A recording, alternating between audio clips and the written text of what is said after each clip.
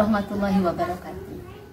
Mahasiswaku, hari ini Ibu akan menerangkan tentang sebuah inovasi dari model-model pembelajaran inovatif, yaitu sebuah model yang ditemukan, yang didesain oleh para dosen yang ada di Departemen Pendidikan Tari Universitas Pendidikan Indonesia, yaitu nama modelnya adalah model non-kontekstual kontekstual.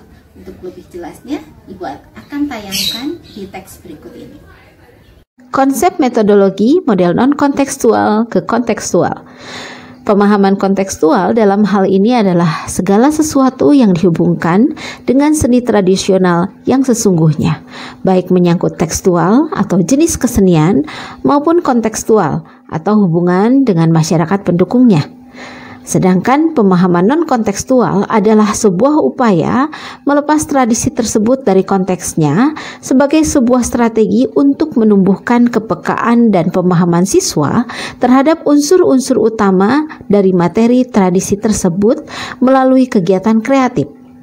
Model non-kontekstual yang lebih menekankan pada pengembangan kreativitas siswa dengan strategi memberikan kesempatan kepada siswa untuk bereksplorasi esensi dari tradisi yang akan disampaikan sesuai dengan pemahamannya atau sebagai langkah awal menuju ke kontekstual. Model kontekstual lebih menekankan pada pengembangan kemampuan apresiatif dengan penguasaan pengetahuan seni tradisional baik secara teori maupun praktek. Kedua pendekatan tersebut ditemukan dan dikembangkan berdasarkan temuan-temuan tentang kondisi pelaksanaan pendidikan seni di lapangan, di mana keduanya merupakan model pembelajaran yang memiliki strategi pembelajaran yang khas dan saling berhubungan. Mengapa harus ada model non-kontekstual kontekstual? Ada beberapa pertimbangan dalam model ini. Yang pertama adalah bahwa seorang guru perlu mempertimbangkan tentang keragaman kemampuan siswa. Karena di sekolah umum tidak semua siswa memiliki bakat dan minat yang sama. Ya, kemudian pertimbangan yang lainnya adalah bahwa latar belakang apresiasi saat ini lebih cenderung kurang menyukai seni tradisi, sehingga penting sekali kalau menjadi seorang guru untuk mengemas pembelajaran yang dapat menarik motivasi siswa untuk mempelajarinya. Kemudian yang berikutnya adalah pentingnya memenuhi kebutuhan pengembangan aspek kreativitas, di samping pengembangan kemampuan apresiasi pada siswa. Dan berikutnya adalah pentingnya penumbuhan sensitivitas pada siswa untuk memahami materi tari. Jadi, pembelajaran tari tidak hanya semata hafal gerak. Baik, pada teks berikut ini saya akan membahas tentang apa yang harus diangkat dari seni tradisi untuk pembelajaran di sekolah. Kita ketahui bahwa di dalam seni tradisi itu ada aspek teks dan konteks. Aspek teks itu terdiri dari gerak, kostum, musik, properti, dialog, ekspresi, dan lain sebagainya. Dan untuk konteks itu bisa berhubungan dengan sejarah, fungsi, makna atau simbol, dan juga nilai. Baiklah, sekarang Ibu akan menjelaskan tentang teks. Teks adalah aspek seni yang terlihat langsung oleh mata. Ya, kita tahu gerak itu adalah misalnya ruang, tenaga, dan waktu. Kemudian kostum. Kostum itu terdiri dari desain, ada warna, ada ornamen, ada cara pakai, dan sebagainya. Ya. Kemudian ada musik. Musik itu misalnya ada tentang interlocking, ada tentang warna bunyi, ya, ada tempo, ada dinamik. Kemudian properti. Properti itu adalah alat yang digunakan untuk menari. Misalnya selendang, keris, tombak, topeng, dan sebagainya. Kemudian ada juga dalam teks itu adalah dialog. Ada juga prolog, ya. Misalnya ada antawacana, ada juga murwa. Dan ada juga dalam teks itu adalah ekspresi. Ya, di mana ekspresi itu adalah karakter wajah dari gerak. Baiklah, sekarang kita akan membahas tentang konteks. Konteks di sini merupakan seni pertunjukan yang terkait dengan peristiwa. Bisa terkait dengan yang pertama sejarah, yaitu latar belakang perkembangan seni di masyarakat pendukungnya. Yang kedua tentang fungsi, terkait dengan keberfungsian seni tari pada masyarakat pendukungnya.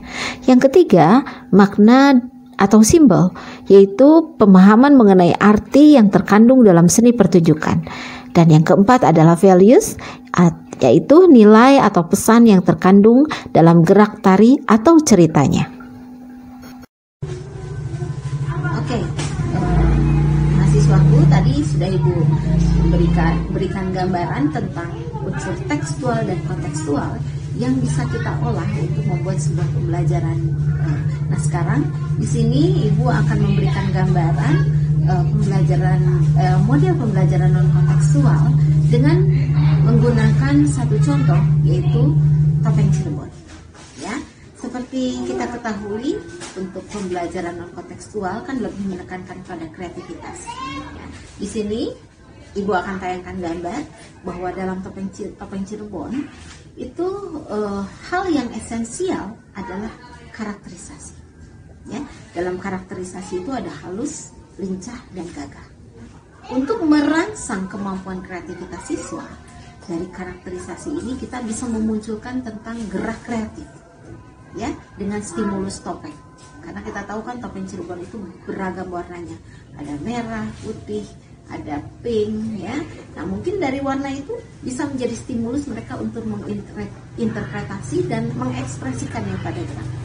Kemudian ada juga hal kreatif lainnya dengan musik kreatif, ya.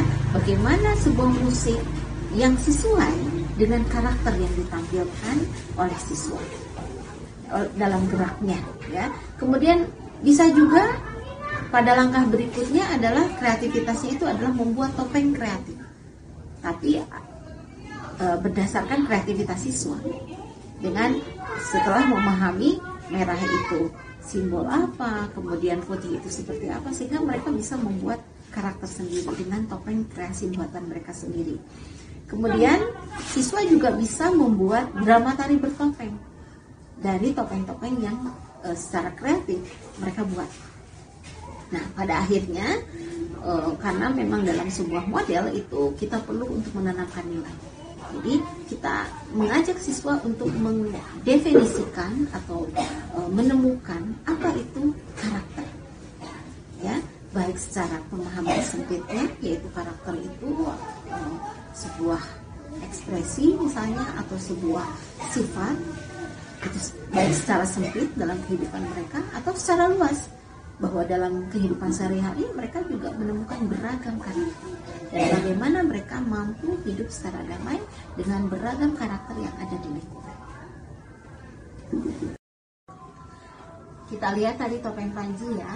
Nah, dari topeng Panji ini untuk model non kontekstual, nama Panji kita sembunyikan dulu, tetapi esensi dari pendekatan warna, tekstur, kemudian bentuk itu dijadikan stimulus. Biarkan siswa untuk menerka, menginterpretasi. Kira-kira kalau warna putih itu bagaimana ruang geraknya? Bagaimana tenaganya? Bagaimana temponya ketika karakter topeng berwarna putih ini bergerak? Kemudian kita lihat contohnya yang kedua. Nah, pada topeng Pamindo mungkin akan berbeda dengan topeng yang sebelumnya. Yang Panji itu halus, yang Pelana itu gagah. Nah, yang Pamindo ini lincah, ya. Kata lincah, kata Pamindo kita sembunyikan. Biarkan siswa mengeksplorasi dari pendekatan warnanya, teksturnya, bentuknya, sehingga mereka secara kreatif akan mengeksplor dari ruang, tenaga, waktu. Sehingga dalam hal ini di model non kontekstual kita tidak memaksa mereka untuk menari, tetapi kita stimulus mereka untuk mau bergerak berdasarkan dari stimulus dengan pendekatan seni rupa, ya, dengan menggunakan topeng Cirebon. Pada model non kontekstual kita sembunyikan nama kelananya, tetapi unsur warna, tekstur, bentuk, dan berbagai hal atribut yang ada pada kelana kita jadikan sebagai stimulus.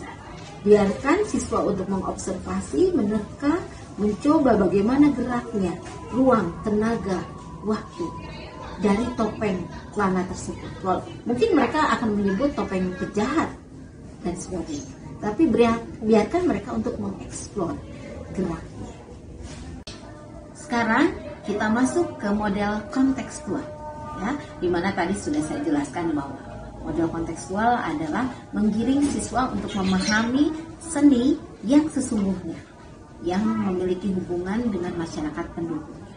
Nah, tadi kita sudah menggunakan topeng Cirebon sebagai salah satu media, ya. Nah, di sini di model kontekstual untuk topeng Cirebon, siswa bisa diarahkan oleh guru untuk mengapresiasi dan mempelajari tentang tari topeng Cirebon, ya. Kemudian mengetahui busana tari topeng Cirebon. Kemudian bisa juga memahami fungsi dari topeng Cirebon pada masyarakat pendukungnya, atau juga mengetahui sejarah dari topeng Cirebon.